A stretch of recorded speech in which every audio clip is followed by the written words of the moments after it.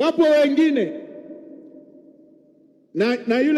na yule mwanaharakati amesema mwenyewe, sio kwa maneno yangu, amesema mwenyewe alipofungiwa maakaunti yake yao ya kichochezi, anasema wale wao wapige kelele, akasema na taifa fulani la jirani ambalo liliwasaidia kufanya vurugu hapa kwamba na wenyewe wapige kelele.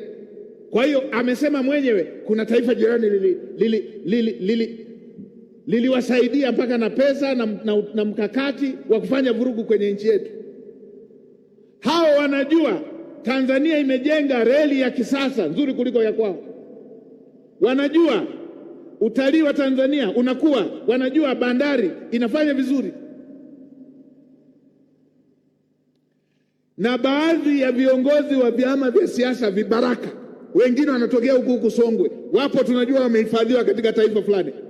Na mimi siogopagi kusema, kama sikuogopa Simba nikiwa na miaka 15 tu aliyetaka kuchukua ng'ombe wa babangu, nitaogopa mavibaraka wanaotaka wavamie nchi yetu?